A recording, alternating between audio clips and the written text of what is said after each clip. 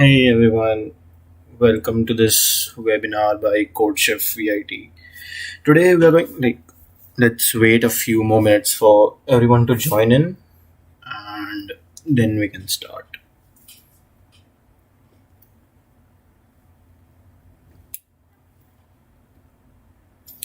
So before we start, something about me, I'm a core committee member at CodeChef-VIT and I primarily do backend development on I have worked on production servers as well, and I use GraphQL extensively for my projects. So I guess I would be able to, conduct this webinar pretty smoothly. First things, can you guys hear me? If you can, can you put a yes in the chat or something?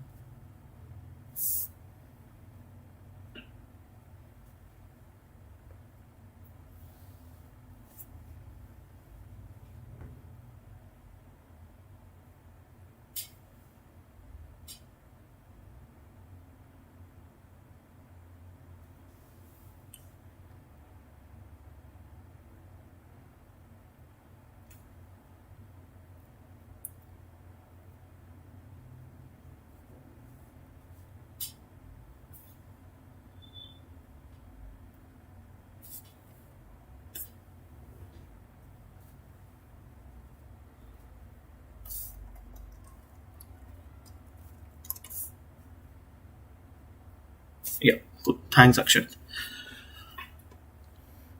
Um,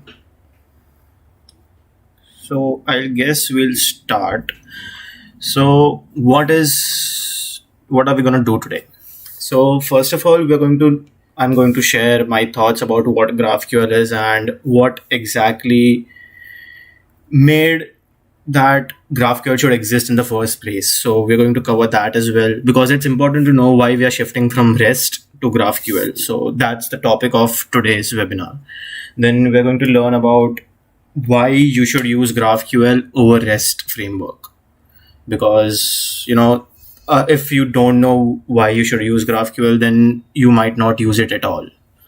And then we're going to cover how GraphQL is working with JavaScript, what are the different types of packages available, and all those stuff. And then we're going to code along. So what is GraphQL? As per GraphQL's website, they mention that GraphQL is a query language for APIs and a runtime for fulfilling those queries with your existing data. As you can see over at graphql.org, that is the thing that they say. But this can be a bit confusing. So what I have done is I have broken down GraphQL's definition in my own words. You can say that GraphQL is a syntax that describes how to ask for data and how a data should be loaded from the server to the client.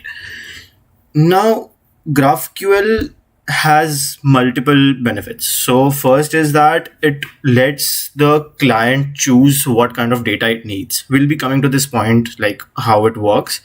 And then it is easier to aggregate data from multiple sources. So what does this mean? It means that, let's say, for example, you have multiple models in your server-side applications. Let's say you have a user, you have a let's take the example of GitHub. You have a user, you have his or her repositories, you have the organizations they are part of, and all those multiple things. So what can you do if you want to get all that data in one particular API and not make more calls to the server?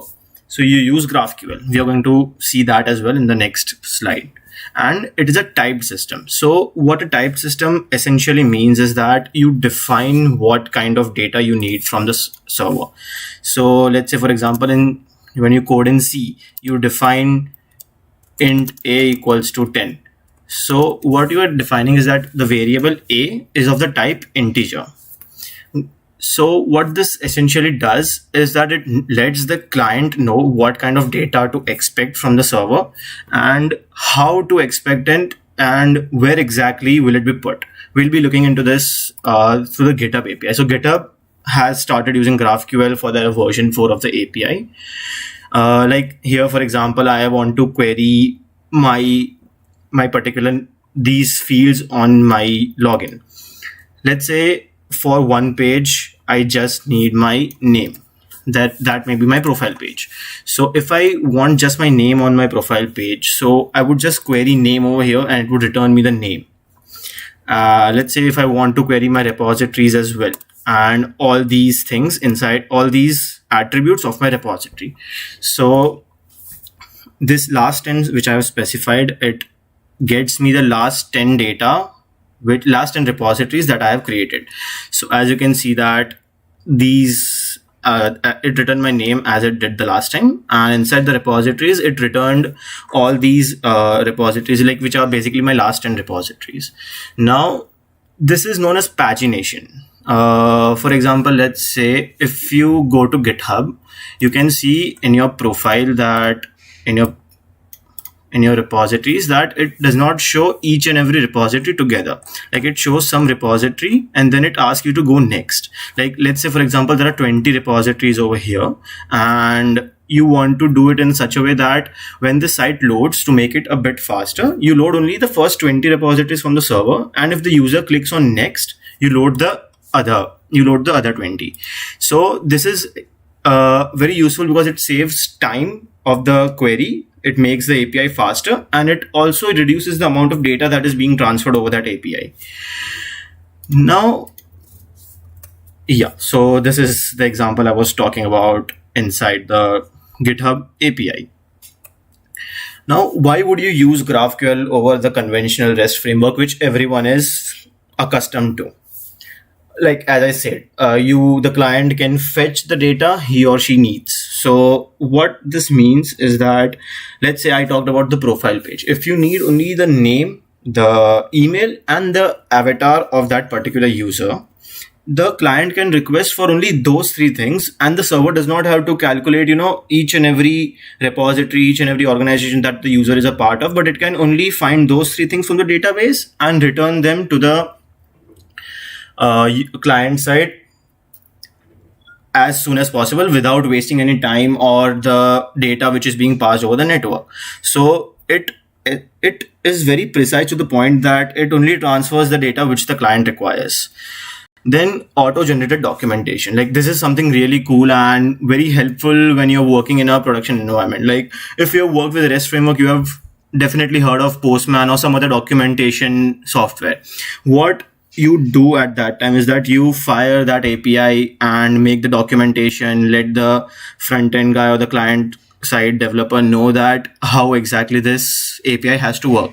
But what GraphQL does is it helps you remove that part completely. So as it is typed in nature, as I talked about, that you declare the type of attribute it is.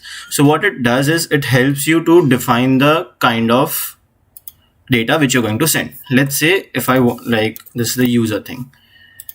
So as it says, it returns a type of user, and inside user there are multiple things like the bio is a string. Then if I search name over here, it would say that the name is the type of a string. So what this does is it creates a documentation on its own. It is a really powerful engine behind the scenes, and it creates a documentation on its own, so you don't have to worry about how the documentation will get created or what parameters do you need to place in it. Does it all for you automatically.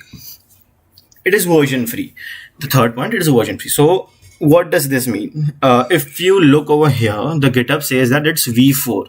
Now there must be a V1, V2, V3, and then there is V4. So why are there different versions? First of all, because let's say you are a developer who are working with the GitHub API, and when you started your project, you were using the version 2, and now GitHub came up with new features inside of the version 3 API. So to not let the developers who are working on version 1 or version 2 get their application or something ruined, GitHub, what big companies like this do is that they versionize their APIs. So in version 1, they would have some limited features, and in version 2, they would have some more features. So in the version 1, that API will not be affected if you switch to version 2. And GraphQL removes this versioning completely. So as you can see over here, that the client defines what kind of fields does he or she require. So when they like, let's say for example, the GitHub team added a URL feature in the version 5, and they want you to query that particular thing. Like, they don't want your experience to be ruined in version 4 itself. So how GraphQL helps is that, as you can see, the docs are auto generated, so the client side developer would definitely know that when the URL came in and when he should add it to his particular query which he makes to the server. So what this does is, if I remove the URL part as well, it, as you can see, it still works. And let's say for example, this is the version 3 of the API, let's say for example. And now if I, in the version 4, let's say GitHub added URL parameter to this particular API. So as you can see, it still works. So there was no need to change the version at all. But if GitHub decides to do this at some time, they won't have to change the entire server architecture or something like that to add some attributes to their existing API. So this is a really great point about why you should shift to GraphQL as well. And another thing is that GraphQL works with most of the server-side languages. So as you can see, that server-side languages are really popular, like Go, JavaScript, Java. Then there is PHP, Python, Django. So GraphQL has support for all these languages without having to,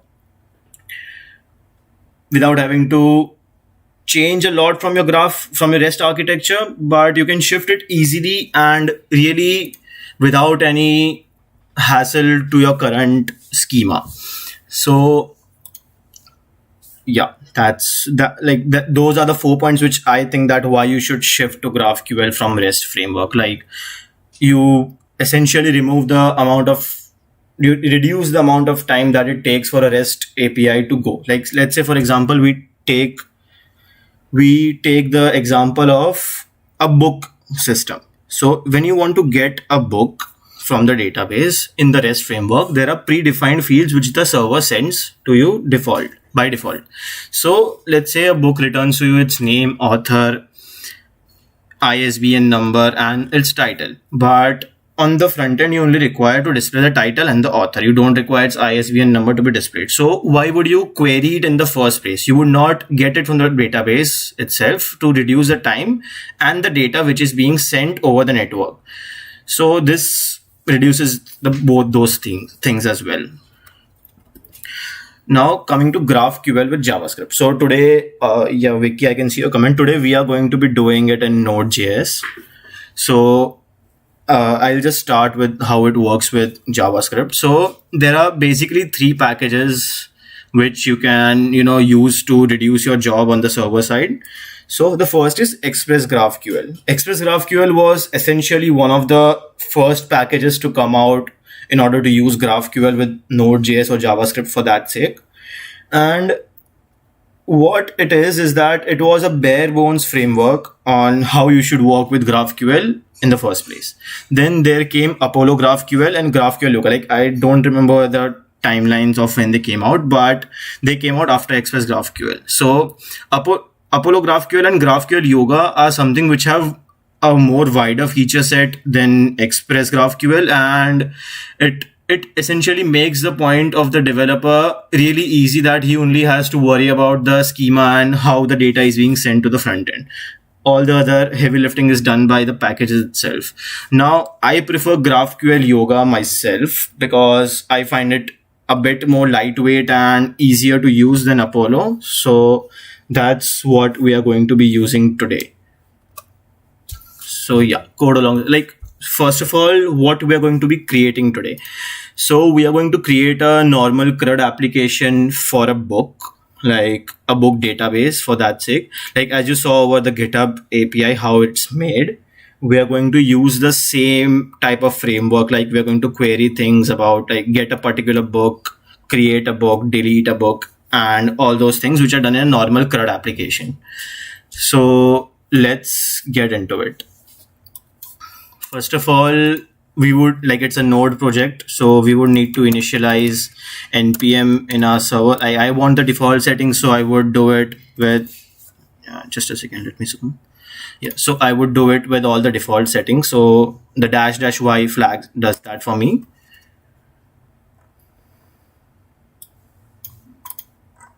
Yeah, so it generated a package JSON file. Now let's install the dependencies that we need. So what we would be needing is Express to work as the server if we require the, yeah, one more cool thing is that what we're going to do today is we're going to use the REST framework as well as the GraphQL in a mixed fashion. So how that would help you is that, let's say if you have some routes, some APIs which need to be in the normal REST framework, so you can use that as well. And you have some APIs which require you to harness the power of GraphQL. So it would help you in both those scenarios simultaneously. So Express, Mongoose, we are going to use MongoDB as our database. So Mongoose would be the ORM which would help us to connect with MongoDB and talk with it. Then we would require GraphQL Yoga, as I said. Then .env to require the env files, and nodemon to keep our server running at all times. Let it install.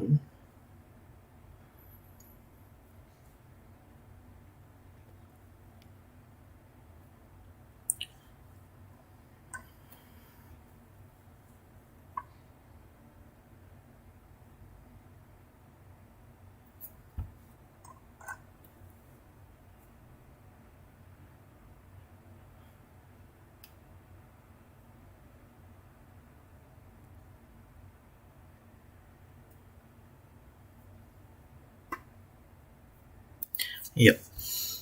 So I'm going to follow the structure which I find to be good and easier to use. You can follow any structure which you like, but I suggest that you go with me and code along if you're doing it that way. So first of all, let's create a source folder. Inside this, everything would lie, right from our app.js to how the GraphQL would work. One more thing, I did not mention over here, what is a query and what is a mutation. You can see over here, there are two things, query and mutation. So a query is essentially when you want to get data from the server. So let me just put it over here. A query is for your all get operations in the REST framework. In the REST framework, you have get, post, put, and delete. These are the main four which people use. So in the query, it usually is for the get request. People use it for post requests as well, but that is not, again, advisable to do, because the client side developer whom you are working with may get confused. Then there is something called mutation. So these are basically just names for the type of queries that we are going to perform. So mutation would have a create query, or an update thing or a delete thing. These three lie under the mutation, and the get request lies under the query. So let's get into it. First, app.js file. So inside the app.js, what we're going to do is we're going to make connection with our database, and we would have the strings or the server from the GraphQL requires its own server. So what that would mean is we would need to require the GraphQL server inside of our app.js for it to work. So first of all, let's just declare mongoose over here to work with MongoDB.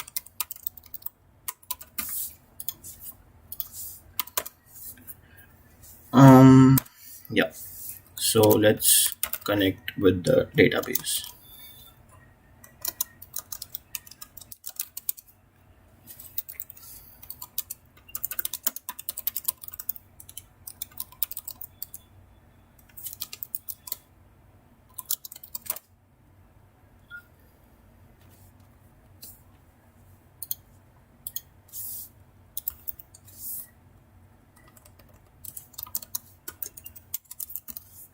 These are some settings which I like to keep when I'm connecting to MongoDB. You can wish to, you can just ignore if you want to, but that's something I like to do. So yeah.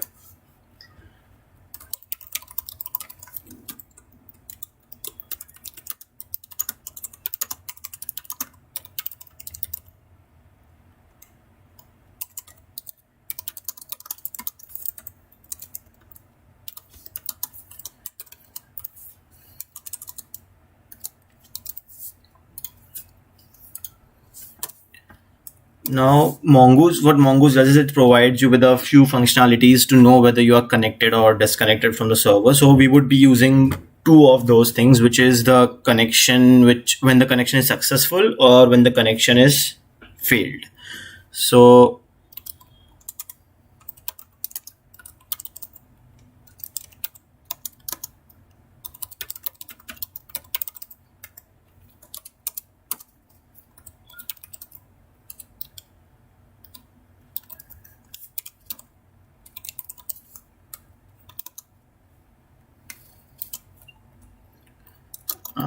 this is a callback function in which we would define what to do when this particular case happens. So what I would do is I would just log it to the terminal in order to know that the connection is successful.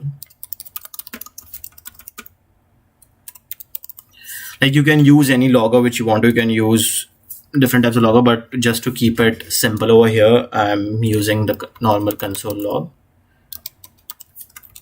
And if there is an error event, I want to log that as well. Make sure you have this open an error in the correct spelled manner in order for it to work, because it is required from Mongoose itself.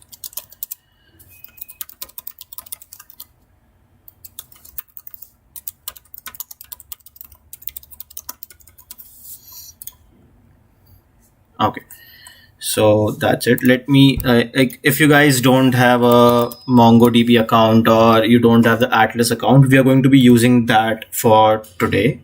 So I would request you to go ahead and create a MongoDB account in order for your database to work.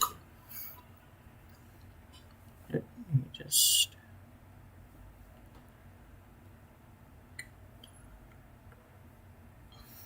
you know what, I'll do it from here.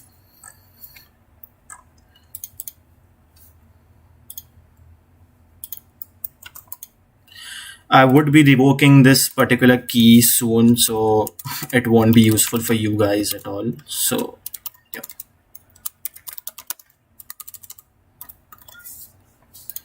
So you would be getting some string like this from MongoDB when you create a cluster on Atlas, and you basically put it in a .env file, and you define the URL over here using, first you require the .env package which we installed initially in order for this particular case to work, and we call the config function on it. Now const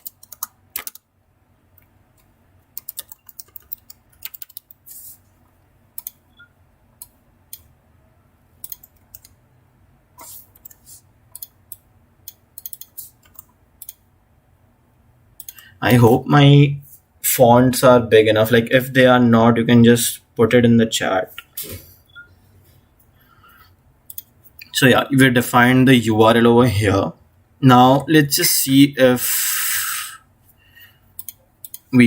how we can go further. So what I would do is I would create a config folder. Inside this, you can have all your configurations of different things which you might have or don't have in your application. But what I add over here is basically the GraphQL. So like, as I told, GraphQL requires a different server to run. So what I would do is I would add a different server over here, which is the GraphQL server. And it comes from the GraphQL Yoga package which we installed in the starting, and as I was talking about it during the GraphQL with JavaScript thing, this is the server which we are going to require from that. Yeah. Sorry.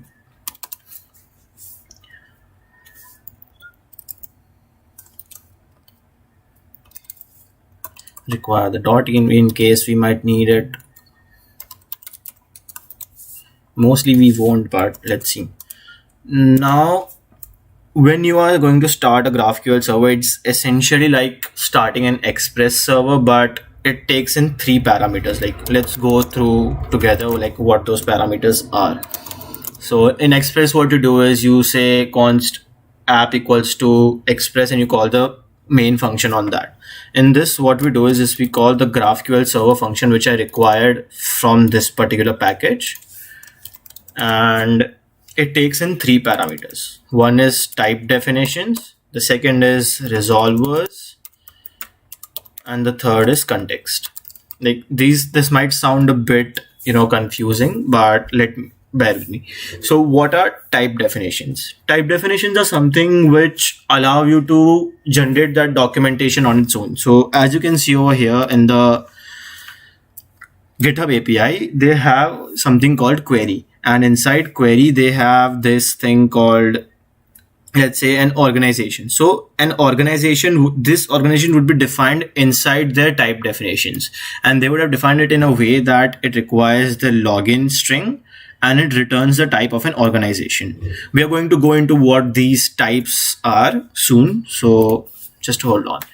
So these are type definitions. Like, what are resolvers? Now resolvers are something which essentially, like, if you have heard about what controllers are in a normal REST framework, the same is the case with resolvers. So what goes inside the function when a type definition is called? Those things are defined inside the resolver functions. So they are that. And context. Context is something which, let's say, I have my model defined in some folder and I want it to be used in multiple places. So instead of requiring that model on the top as we do in a normal REST framework, what I would do is I would just pass that particular model or that particular class of functions inside the context thing, and I can use it wherever I want to, in whichever resolver I want to for that instance. Now there would be some options that I want to define for this particular server. So let's do that. Port, like which port should our server run on? So when we deploy this on some cloud-based platform, it would require a env port. So we define that, or for a local thing, we define the port 3000. Next is core settings. So if you have worked with any REST framework, you must have come with a CORS error once in your whole journey. So what GraphQL does is it helps you to make the CORS thing really easy and straightforward. Like in a normal REST framework, you need to define the headers or the origin and all those things. But in this, you only need to define the origin from where the request would be coming in. And this would basically be your front-end URL. Like if you want no one else to access your API, you would just define your front-end URL over here. Like we don't have a front-end URL over here. So like we would just leave this as it is for now. Now endpoint, like as I said, as you can even see in the description of this webinar, it says that it has only one endpoint and you can create all the requests from that one endpoint. So it's really important to, have the endpoint in a way that your client-side developers understand how it works. So for that particular sake, I would just choose the name of GraphQL. And there's something called playground. So as you can see over here, this is called playground and it calls the GraphQL endpoint. So this is my Heroku link and this is the endpoint on which all these functions are happening. So how this works is basically GraphQL playground is a IDE or a graphical user interface, whatever you want to call it. It makes requests to these endpoints, making it easier for you to debug or check whether your API is working or not. So this is a plus point to GraphQL. So we define the playground route. Let's just let it be playground. Oh, I forgot to add / over here. So what you want to do is when you are deploying, you want to keep a check that you don't allow the playground to be active, because let's say if you're working on a private project or something like that, you don't want your playground to be seen by everyone out there. The GraphQL API would be protected by your origin, but the playground won't. So you need to make sure that you don't have this particular playground thing when you're deploying it to the cloud. So we will keep it for now because we would be requiring it to debug and check whether our application is working. And as I said, we can even use Express on top. So let's require that as well. And GraphQL Yoga out of the box supports Express. So as you can see that I just started a server using GraphQL server, and you can use Express over it on the top, on top of it as well. So let us export everything over here. That would be server, app, and option. You may ask why we are exporting option. You would be seeing that in a minute. Like, let me require everything inside my app.js. So that would be const.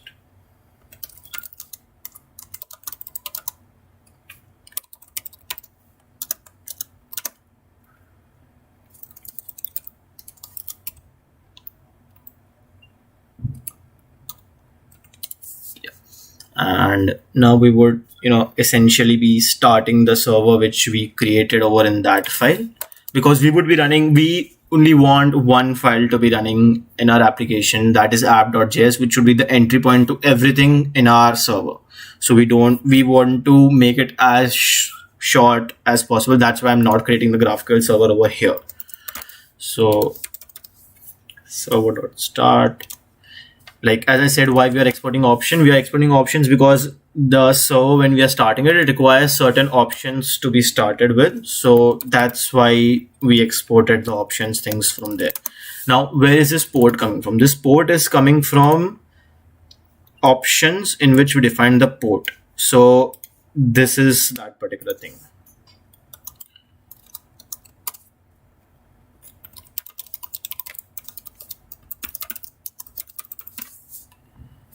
Okay.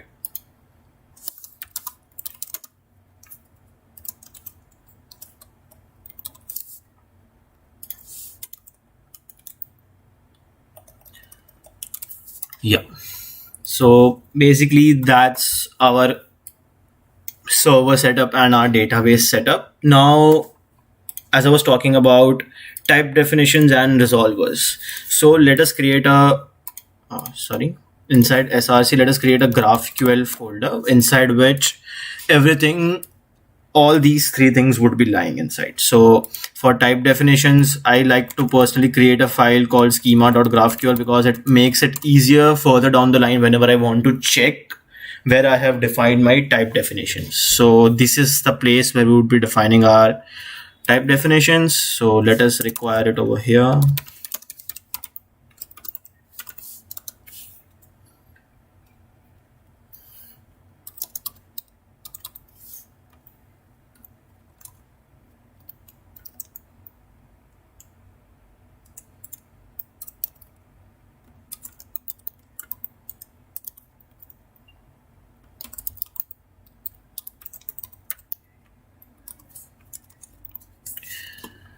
And now we would be creating a resolvers folder, and we would also be creating a context folder. Like, why am I defining these folders the way I am? Because let's say you're working on a big project and you have maybe hundreds of schemas, and in order to make it a bit more sophisticated and easy to view further down the line, it's a good practice to keep it organized in a way. So this is the way I like, so that's how I'm doing. So inside the resolvers there would be an index.js and there would be a query.js and a mutation.js. So inside this, I would require all the query resolvers that I have. Let's say, like, what GitHub has is they have a query for license. So if I define a license resolver, I would be requiring inside the query, and then this whole query object would be going into the index thing, and from that index it would go into the GraphQL underscore server.js, and it would be required over here in this way. So let me require this index.js file.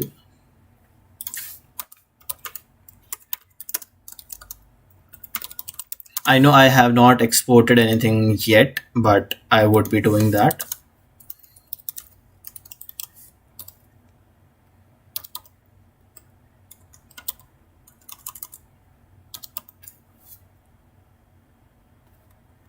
Sorry.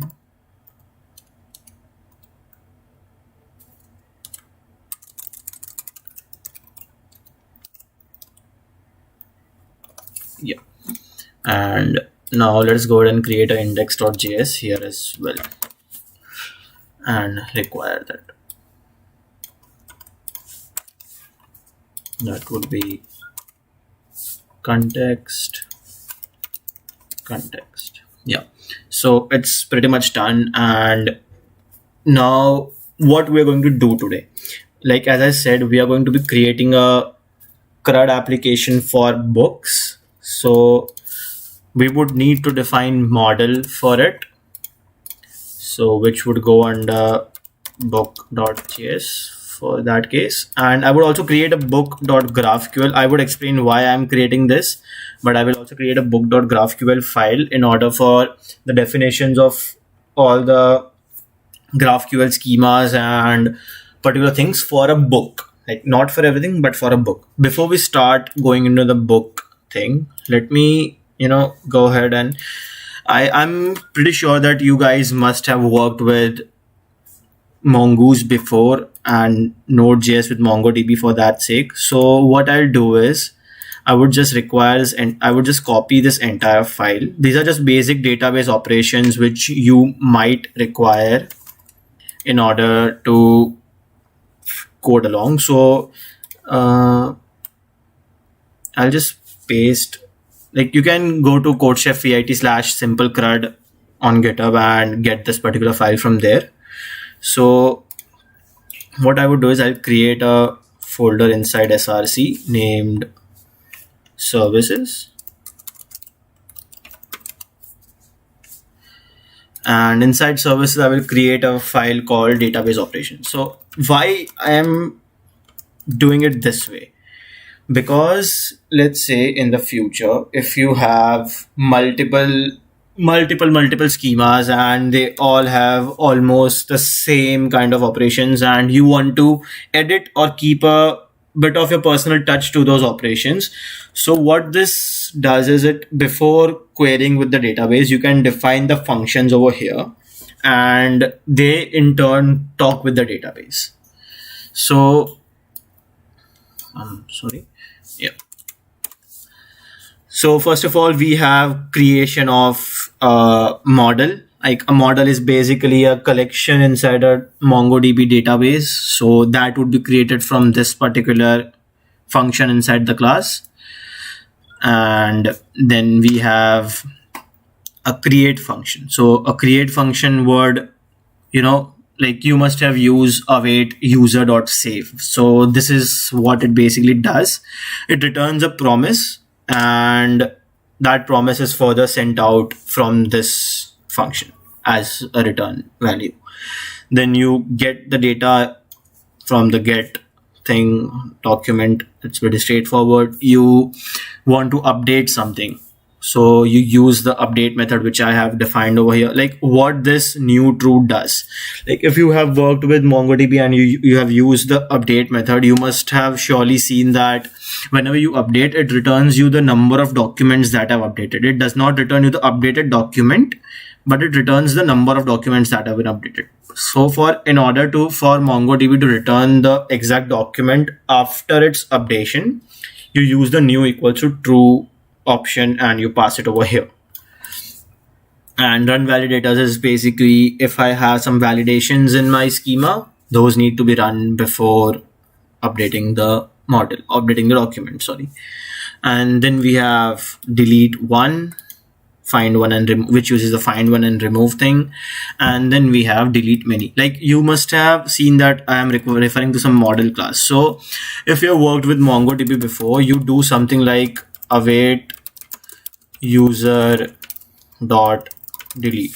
So what this basically user is this user is the model class over here, and it would be used, as these functions would be common. So I would pass in a model class argument to this function and it would do the necessary job for me.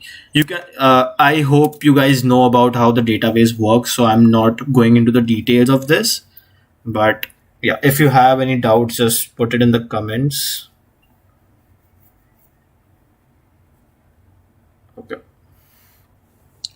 So this is the services done. Now let us create the book model which we are going to be using today. So let me first require the database operations that I defined over there.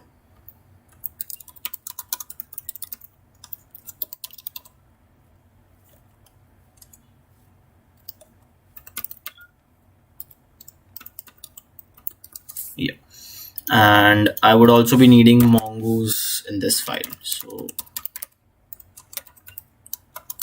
let us require that.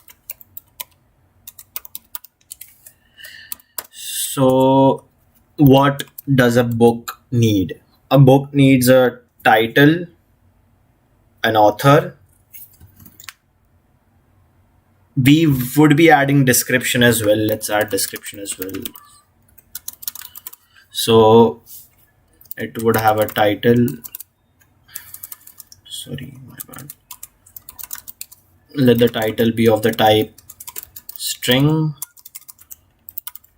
and let us trim the value when it comes. Then we would be needing a author, like who has written the book, or let's not have author for now. Okay, we'll have it type string trim true. Then a book has a description.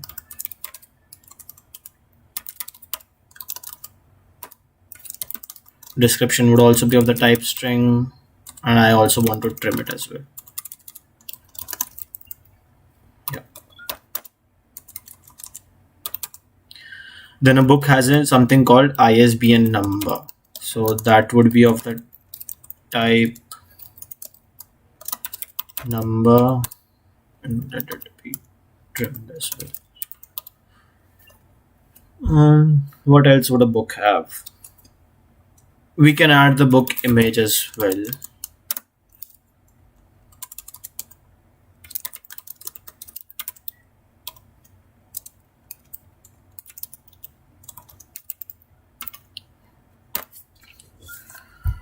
Okay, so another boring thing, like I would be, as you can see that I required the database operation over here. So what I have done in my experience is that what I do is I create a schema from those operations, passing in the function values over here. Like I create a class over here, let's say class book, and I define the functions on book over here.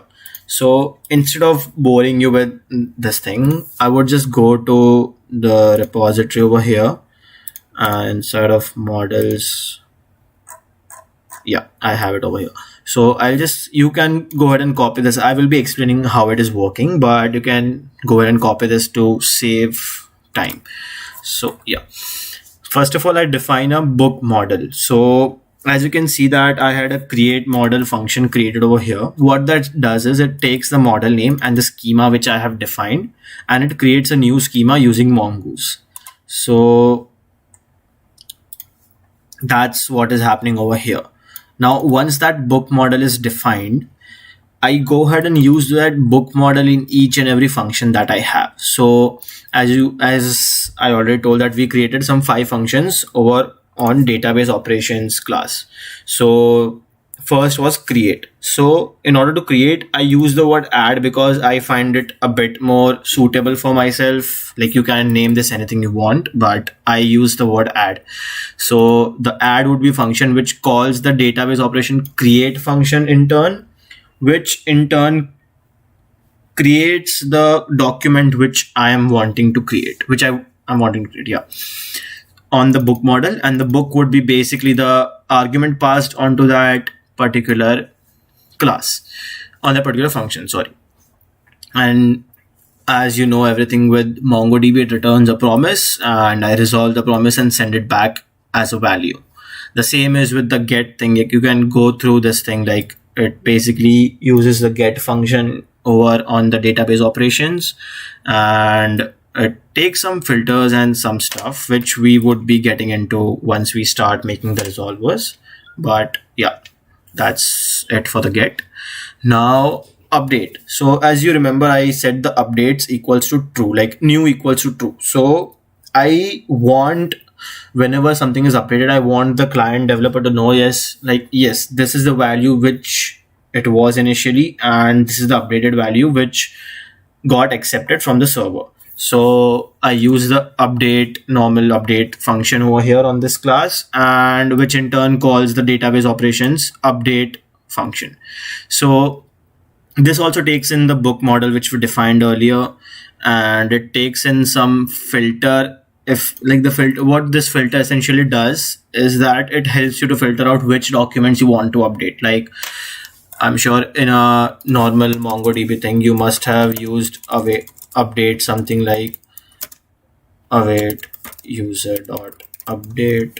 You find the user using his underscore ID, let's say XYZ, and you pass in the updated fields over here, like let's say name equals to sugar.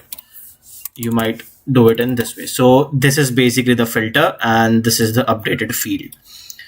So that's what is happening over here. And delete is really straightforward. Like, you've passed in the filter, like as you did over here, to find the documents which needs to be deleted, and you delete those documents using the database operation class.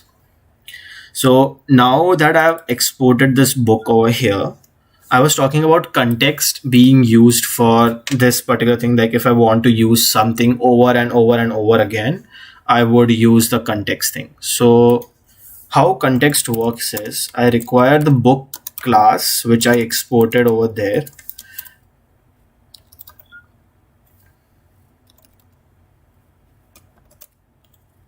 Book.js, and I would also, yeah, that's it. So I want a new instance of new instance of the book class. So I would do new book.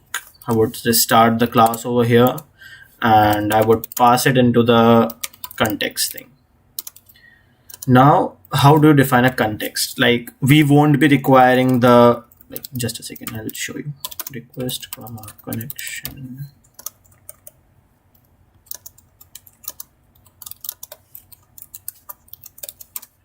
So what this request is and what this connection is. So GraphQL has something known as subscriptions. Like, we are not going to be covering that today because it's a whole new topic in itself. So what subscriptions essentially are is that whenever if you are subscribed to a particular API, whenever some change happens in that particular database which is linked to that subscription, whenever some change happens, you immediately get notified in the front end. So if you have worked with WebSockets, it works in a similar fashion. Like, in WebSockets, if someone sends a message, let's say hi, so the WebSocket server takes the message and says that this particular guy has sent the message of this thing. So subscription works in the same way. So a connection thing is used for that. You can totally wish to not pass these as arguments as well, but I always do it because you don't know whenever you might require it. And a request is basically a call to the database. Like, whenever I make this call, the request function gets fired. If the server developer chooses to use this, he may not use it at all. It's completely fine. But if he chooses to use, it gets called. So, but we don't require, nor do we require the request thing or the connection. So I would not be passing it over here inside the object. And I would just now export the context thing. Sorry, let's export context. Yeah. Now, as I had already, required it over here, so that's done about the context part. Now, what is book.graphql used for? So as I said, you define the data which is to be sent to the client. So what I want is that I could have defined this in schema.graphql as well, but I'm defining it over here because, let's say down the line, you have multiple models. You have a user model, you have a let's say admin model, you have a book model, you have a shopping cart model, etc. So you don't want to clutter your schema.graphql that much, and you want to keep it as simple and as straightforward and as easy to see as possible. So defining it, so defining it over here would really help you a lot. So let's just wait over here, not do this right now. Yeah, let's go ahead and create a function folder over here and a file inside called book.js. So what this file would contain is essentially every function or every resolver, if you want to call it that way, which are related to our book schema. So let's get into it. So as I said, there are two things. One is the query and the other is the mutation.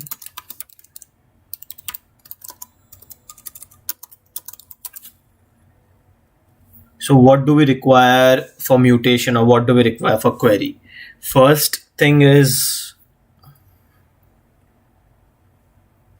so the first thing is we would be requiring to get all the books or get a single book. So those are the two things. So let me define those two queries right now. So one is the get all books. As this is an object, so I'm defining it like query is an object, so I'm defining it, the function, in this way.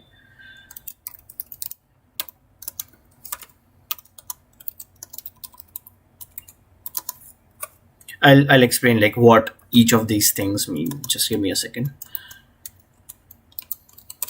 Yeah. So what is a parent? Like if you can see over here, like a repositories in itself would be a different query. So if I go over here, you can see the repository in itself is a different query.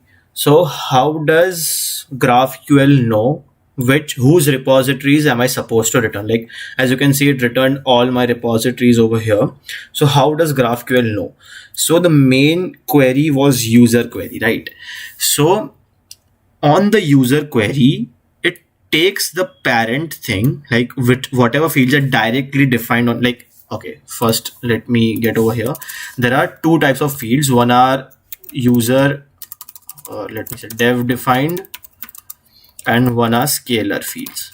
So a scalar would include fields like integer, float, string, id, date. These are the 5 fields which are scalar. So if these are the fields, it would be directly going under the parent argument which is being passed over here. So inside the parent, for example, over here you can access parent.name, and if I query the ID as well, so you can access the parent.id as well.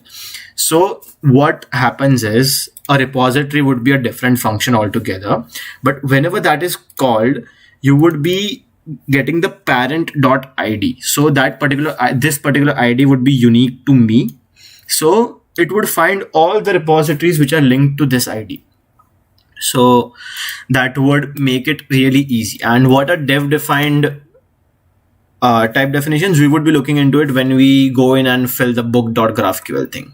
So for now, let it just stay over here. What are arguments? So as you can see over here on the thing which we are going to be creating, we pass in something called ID over here. So where does this go?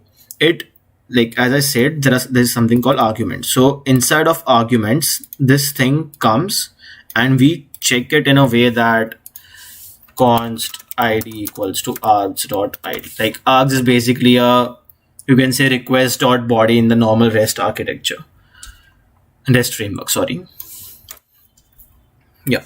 And what is this book over here? Remember when that we exported book inside of context. So this object as a whole is the context, and we are deconstructing it to get the book object, get the book attribute from that particular object. So as we defined book over here, a book was a new instance of the book class. So what it allows us to do is we can query each and every function on that book class which we defined over in our models, which is the delete, create, update, and all, or whatever you require for that case. So what I would be doing is I would get all the books from, oh wait, book dot get, and I need all the books without anything. So let me put a try catch just in order to catch if I have any error. Like there should not be any error, but just in case.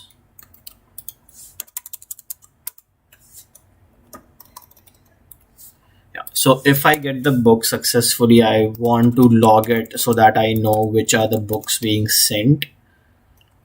So I'll just log it as well, and I would return it in this function. Now, if there is an error, I want to catch it and I want to log it so that I know while I'm debugging that what the error is. Like console log is not the best practice again. Like you can use any other logger you want to, but I'm not using it in order to keep this thing as simple as possible. And I want to throw an error whenever some error comes in. So what this would do is it would stop that particular API from further accessing the data or something. And whenever it runs into any error, which in case would be some error with the book.get thing, and it would just throw that error on the screen. Now this is get all the books. So as you can see, I have not used args over here. Like I would be using them in the future in this particular webinar itself, but let's leave it as it is for now. Now we need to query one book single. So let's create a function in the same way. Define args, get the book from context, and define the, let's put a try catch here. So const book dot, like why am I using the deconstructor over here? Because we have a get method only which returns an array always, whether you have a single element or multiple elements, it will return an array from MongoDB itself. So that's why I'm using normal book, like I'm deconstructing it.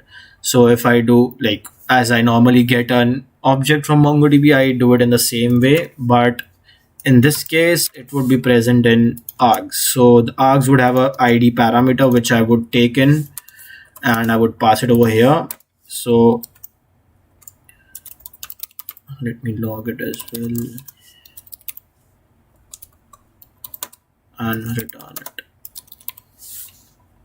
The error statement would be the same, so I'm just copy pasting it from here. Yeah, so these are the queries essentially. Now what we need to do is we need to export it.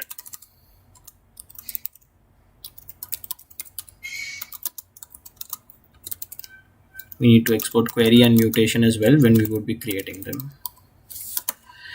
So when we express this, we export this, we need to require it somewhere. So let us require the query inside of query. Wait a second, let me export it in a bit different manner.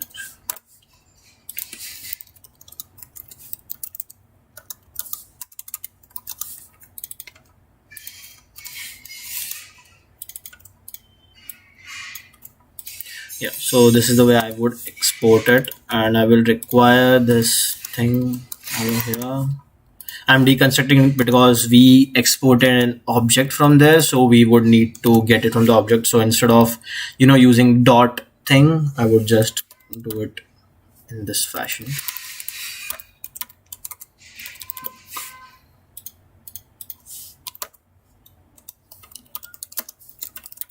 Let me define the query thing.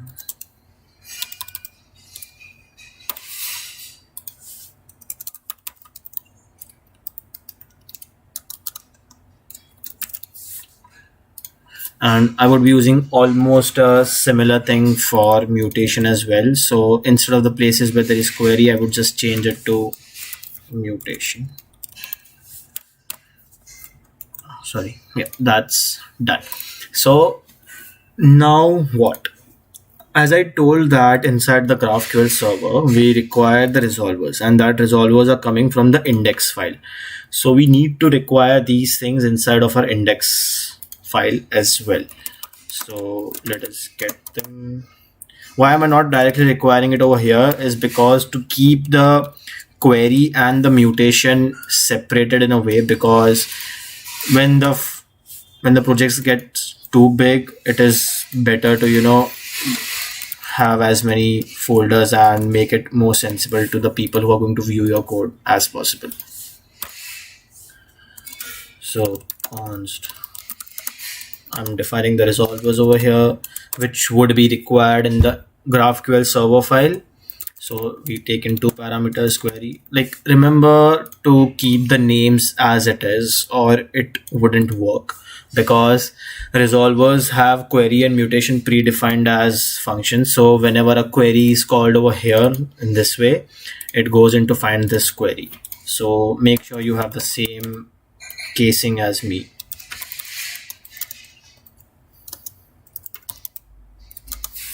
Yeah. So I'm exporting the resolvers as well. I'm pretty sure it would fail the first try, but still let us try to run it. It should fail because I have, yeah, okay, wait. So remember that we installed NodeMon in the starting, where I told you that it would make a server on whenever it would restart server whenever any changes are made. So what NodeMon does is, whenever you save a file, it essentially goes to the source and restarts your application, like restarts the application from its path. So what I want NodeMon to do over here is, whenever any file is saved, whichever I've created, so I would define it in the extensions over here, like -e stands for extension. So I would define JS GraphQL, and I also want env restarts as well. So that would be done. And which files do I want it to watch?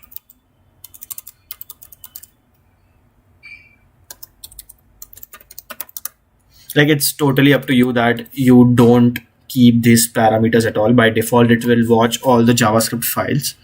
Means whichever extension you have used over here, it will watch all those files. So this is something that I like to do. So yeah, it should fail still. Like, I've deliberately made it that way. Let's see. Yeah. So why did it fail? If you remember, I'm returning, like I told you, that type definitions are very important. So whenever you define something over here, you also need to define inside of the type definition file as well. So which is our schema.js. So before starting with this, let me first go ahead and create all the types which would be used on book. So a book would have a return type and an input type, which would be used for creating a book. So let's say create book input. You can name this anything you want to, that's totally up to you. We had title as a string, we had ISBN underscore number as an integer, we had image as a string. This bear in mind, the string would be the URL of the image and not the image in buffer format. So that's why I have named this as a string. And this is the typed format which I was talking about in the starting. Like, if you remember that it auto generates the documentation and it defines the kind of type it has.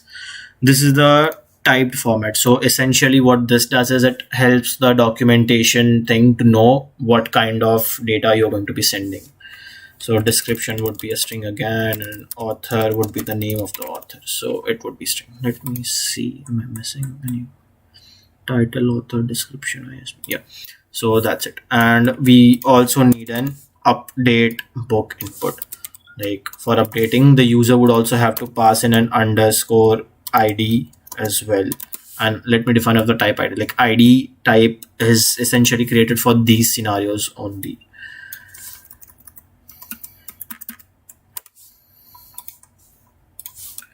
And the return type, it would be a type. So these are the things which we are going to be taken inside the input, and the return type would be the type which is to be returned in each case. So in this case, we only have one return type, that would be a book in general, which would have an underscore ID, title as string. It would essentially have all these things. Let me just copy it from here. Yeah. So these are the things which are meant to be returned. So let us just, the GraphQL work files work in sync, so I don't need to export them, but I do need to import it over here for some reason. So let me just go ahead and import them over here. One is create book import.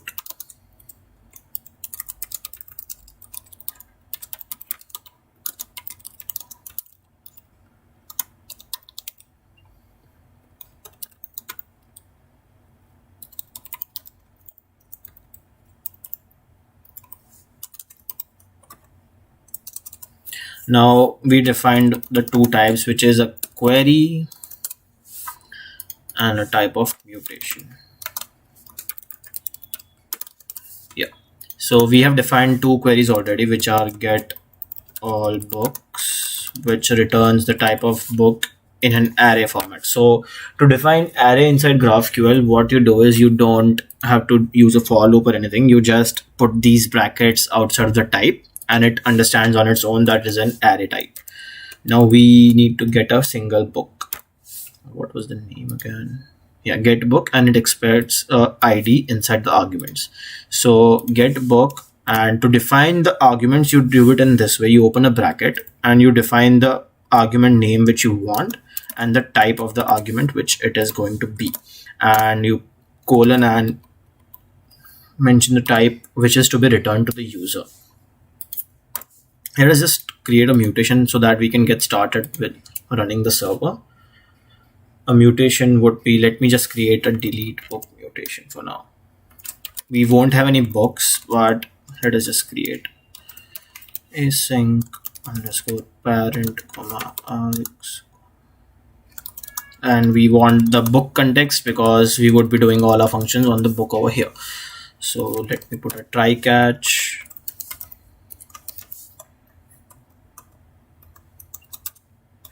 Inside the try, I would try to get the book which is deleted,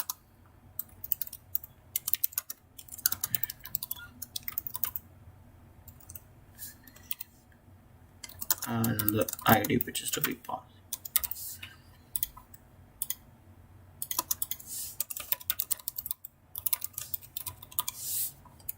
I would just log it so that I know which book is getting deleted on the server as well. And I would return the book which just got deleted as a whole. And if there is an error, that would be the same error message. So I'm just going to copy this and paste it. So yeah, I guess we are ready to make it work.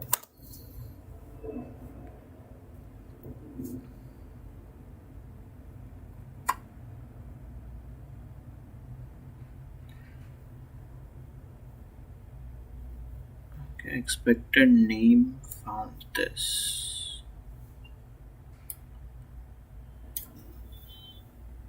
Okay, so where is this error coming from?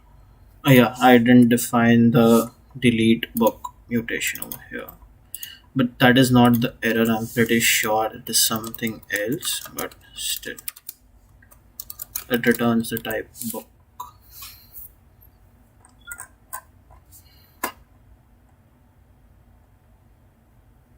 Yeah, okay, got it.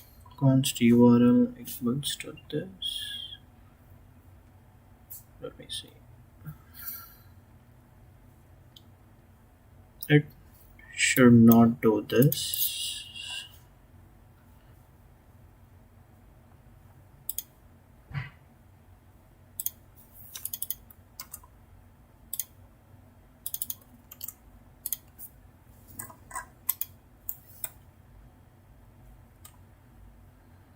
Maybe URL is not a function.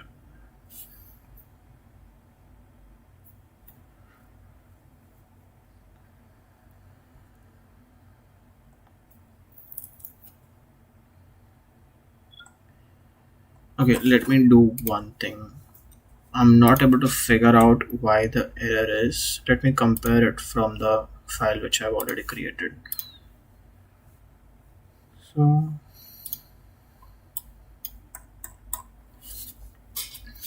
we're not dealing with API routes.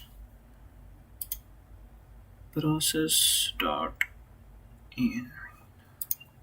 Okay, let me go ahead and it's essentially the same file, but we are not using API over here, nor we are using API routes. This won't be there, this won't be there. So yeah. Okay, it's still failing. Okay, cannot find route/index.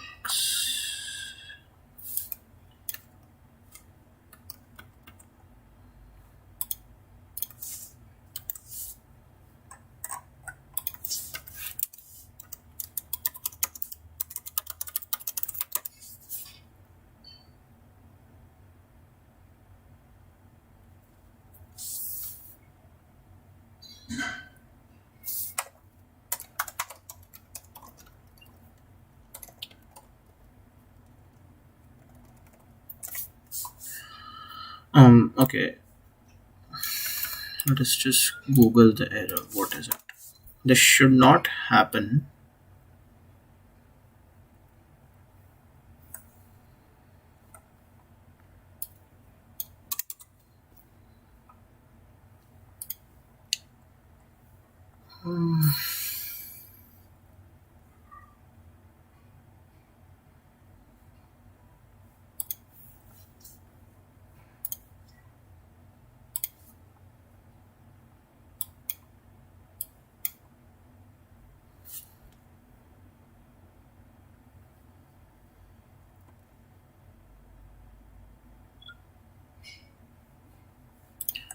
Okay, let me just try it this way by putting the URL directly over here for now.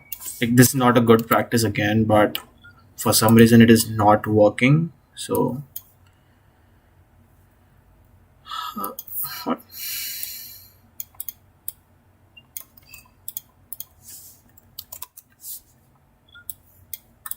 Okay.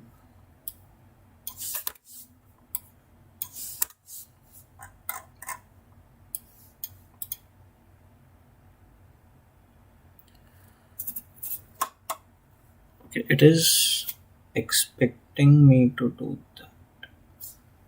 Wait a second. Okay.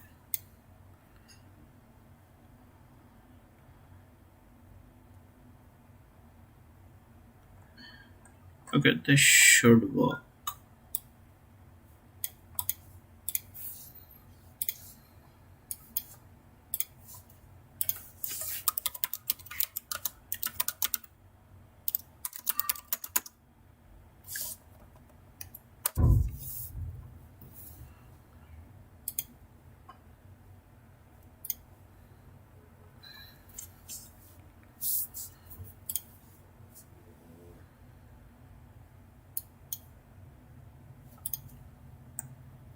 Okay, you know what? Let's just connect it the normal way.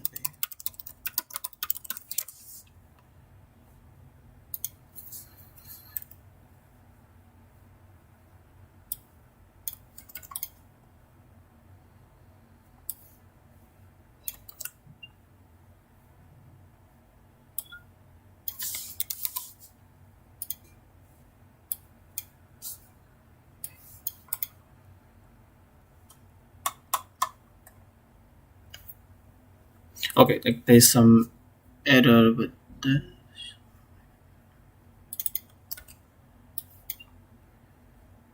Yeah, okay. So I need to mention this is true because this is something that's going to be deprecated by MongoDB in the future. So let us just make it true and it should work. Yeah. So, okay, sorry for the thing, but now that we have connected over there, what we can do now is that we can get all these things over here. So we still have not created the create book and the update book, which again, to save time right now, as we don't have a lot of time, what I would do is I would just go over here and copy them. Like, they are really simple CRUD things. Like, if you have worked with REST API in the past, you must be knowing that how to create or update a thing. But still, once I copy paste, I would be going through how they work.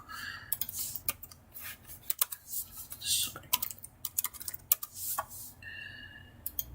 just go to the file which was book.js inside the function, and as we have already created one mutation, I would just go ahead and create these two as well. So how this is working is we take the args from the user, which would be the create book input, which we created over here, which would take in all these parameters and pass it in over here inside the arguments. And first of all, I would check that if a book, like an ISBN number for a book, should be unique. So if that book with the ISBN number exists, I would throw an error according to my database, but you can have some other checks in place as well. But if it does not exist, I would go into the else thing, and I would basically add that book to the database and return the added book in the format of a book. So this would even have an underscore ID, which is being created in our database operations over here. Like as you can see, object dot underscore ID would be created using this thing. And that's pretty much it for this thing. And the error would be the same. And inside the update book, so as I said, it takes in two arguments. One is the filter, which book are we updating? And the second is the fields which we are updating. So this would have the fields inside the book doc thing. So let us go ahead and define the arguments inside of our schema. So the arguments were create book, which takes in a book doc inside the argument, and a create book input. So what I want is the user should pass in this field. So as you can see, there's an exclamation mark over here. What this exclamation mark means is that this particular field is compulsory for the user to pass in. And if he or she does not pass it in, then this function would fail, because you don't want to create a book or something with no fields passed in by the user. So that's why this exclamation. And if I put exclamation over here as well, then it means that the book type should be returned to the user, which we are doing. But if you want to keep, you can keep it, and that's totally up to you, that check. So the update book takes in the same argument, but this time it would have the update book input, and I want this to be as a compulsory as well. So, and it should return a book. So now if we go ahead and run the server, it should not fail. And yeah, so let me just log it over here that we are connected to the database. Okay, or never mind. So if we go to this URL, it opens a playground for us to work with. So the create book function would be pretty much the same. So how do you define a mutation inside the playground? So what this playground enables you to do is, let's say your client side developer does not want to contact you again and again for the documentations or something. So what this would do is, so what this would do is, it would enable the client-side developer to use the mutation and see the documentation here as well. So, and these 5 things inside of our type definitions over here inside the schema.graphql file, get all these 5 things. So they are the things available over here. And as you can see, the exclamation mark comes, which suggests that we return the book completely, like we return the book document. So this, let's say I want to create a book, first book, which would have all these things. Let me just define it in front of you so it's easier. A book has a title, a description, let's say it would have an author name, which would, let's say for this case, ISBN number. I'm entering any arbitrary ISBN number for now. And look, see, if you get confused over here sometime in the future, and if you want to see which fields did I create, so you can view it from here itself. It also takes in an image. So I don't have a image thing. So let me just go ahead and do github.com.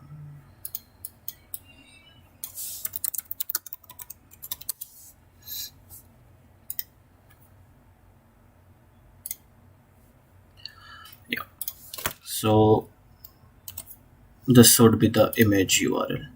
And what I wanted to return is all these things. So this works in the same way as the Graphql from GitHub worked. So if I want just the title of the book to be returned, I would just do that, and it created the book. Now, if I go ahead and get all the books, you can see that, okay, wait, the database was not, sorry guys. I was testing it out, and or what I can do is, instead of app.js, okay, so what this essentially does is it changes the database which I'm working with currently. That was an old database with my old values, so I'm sorry for that. So currently there are no books. If I go ahead and create a book with the same title and description, so it would create that book. And if I go ahead and get all books, so as you can see, the book which I just created over here returned. And currently I'm only getting title and description. Let's say I want the author as well over here, so it would get the author to me as well.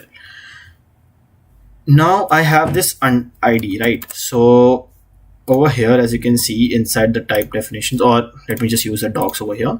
So I can get a single book as well, and it takes in the parameter of ID. So I have that already defined over here. You can see the ID being passed over here, and this thing I'm just going to copy from here, _ID, and I'm going to paste it over here so that I get that particular book with its author. Yeah, so let me just go ahead and create another book as well, just to show. I'm going to change the author to, let's say, Akshar, and so yeah, remember we kept a place check that if that particular ISBN number already exists, that it should not be allowed to create. So this is the thing. So as you can see, the message is pretty clear, and this is generated by GraphQL itself. So what I did was I just threw the error over here like this. I just threw the error and it automatically generated it and showed it. So it's pretty clear to the person who is developing that what is the error. So I just changed it, and now I have another book. And if I go ahead and get all the books, so I get this book as well. Now let's say I want to update this book's description. So I have this mutation of update book created, which you can see from over here as well. So this update book takes in the parameter of ID, which I just copied from here. I would pass it in over here, and it expects all these fields if you want to add. And if I just want to change one field, let's say book title to something like Akshar's book.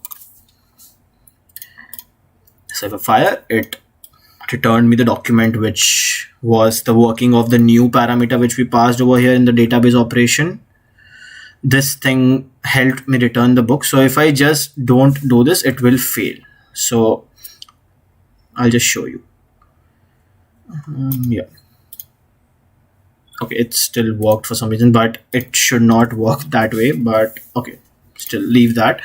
So the title works, the update works in this way. Now let's say, for example, I want to create another book with the name third book, and the author is John.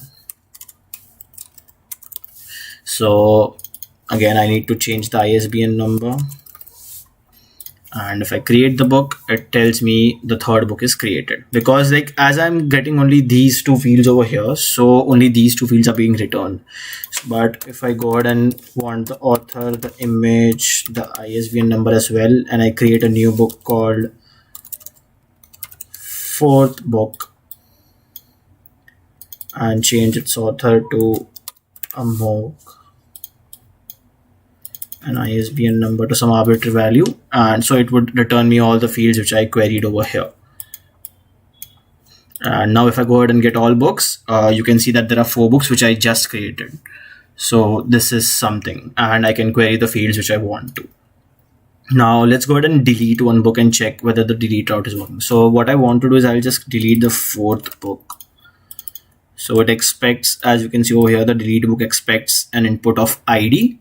So I am passing in that ID which I just copied from there, and if I just go ahead and run it, book cannot be accessed before initialization. Okay, so there is some error with our code, which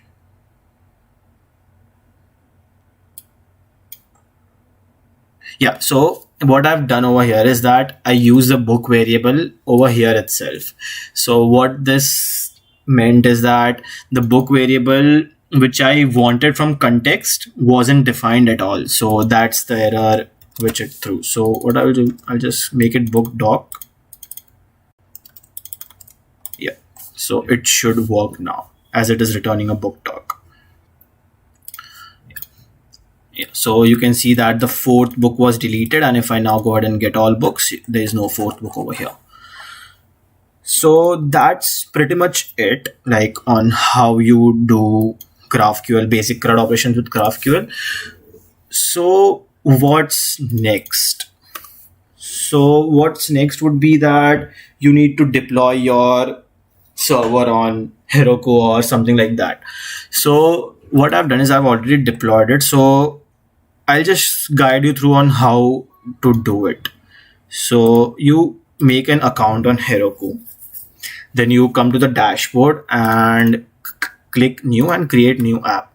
Let's say you want the app name to be Hello World or something like that. This needs to be unique all around the world. So this is not just your applications, but everywhere around the world. So what I usually do is I add my name at the back. So it creates it unique.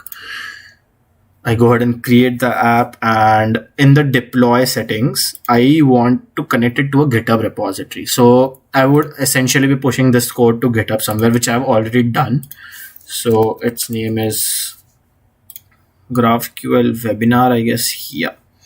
So this is the repository which I want to use. So I connect that repository and I enable automatic deploys. So what automatic deploys does is that whenever you push some code to that GitHub branch or that GitHub, the master branch in this case, it generates everything, like it's a type of continuous deployment. So it deploys the application in its own settings. And if I, first of all, I need to pass in the env thing over here, so which is, again, it would not work because it was not working in our code. I would need to figure it out, but essentially the code which we have over here, this code works. And over here, if you can see, I have required the MongoDB URL in this way. So where do we get the process.env? Because it's not good to push your env file to GitHub because everyone can see it as it is open source. So you always keep your .env file inside a .gitignore thing.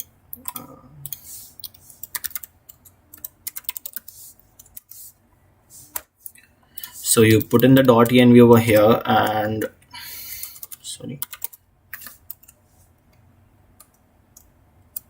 and you also put in a node modules because you don't want to push them as well.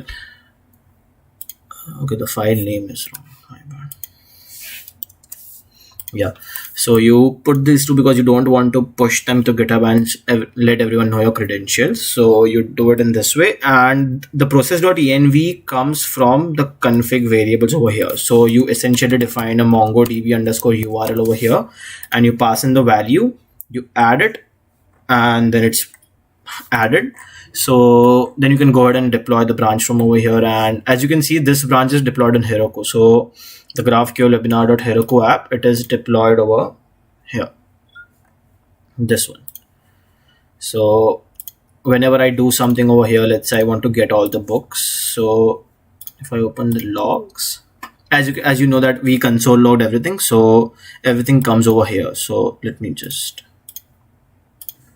so as you can see, every book just logged over here and on the point GraphQL. So like we talked, that it has only one endpoint.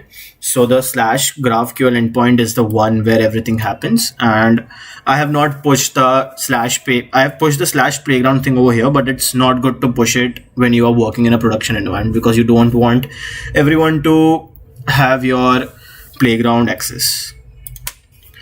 So that's pretty much it. And in again, so again, what's next? What you can do is,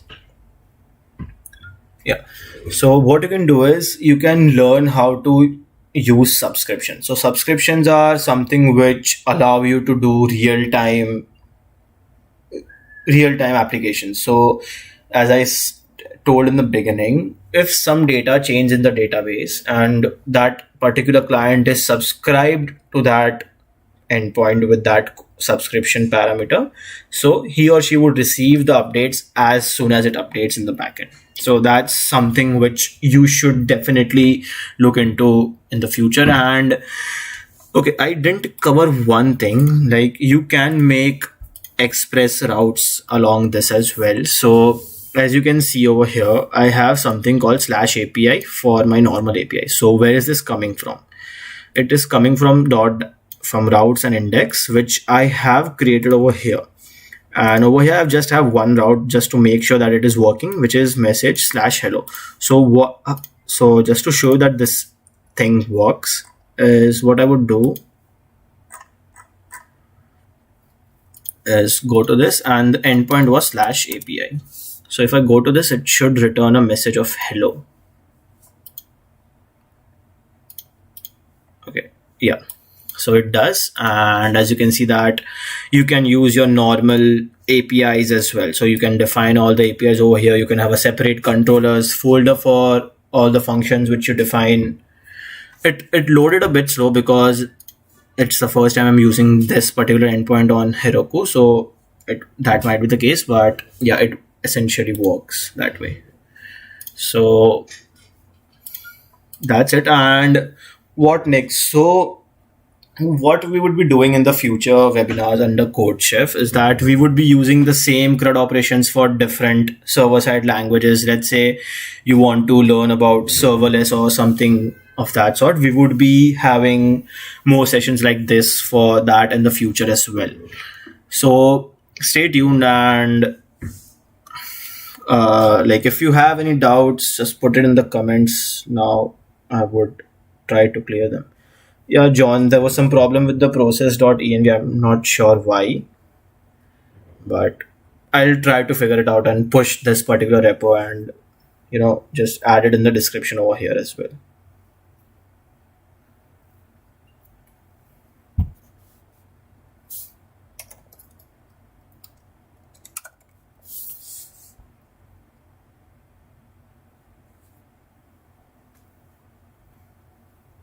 Yeah, and also I'll suggest one course if you want to learn GraphQL, like with Node.js. It's really great. It's Andrew Mead's course, I guess, if I'm not wrong. Andrew Mead Graph. Yeah, this particular course on Udemy, it's really great. So if you want to go ahead and, try to learn more about GraphQL and how it works, and he also covers the subscriptions part pretty well, so you can go ahead and get to do from this course. So that's pretty much it, guys. If you want to ask me anything or want to reach out to us, you can reach out to CodeChef-VIT's handle. Everywhere it's CodeChef-VIT, on Facebook, Instagram, GitHub, everywhere. So if you have any doubts regarding this or anything else, you can just, reach out to us and we would try to clear it then and there itself. Yep.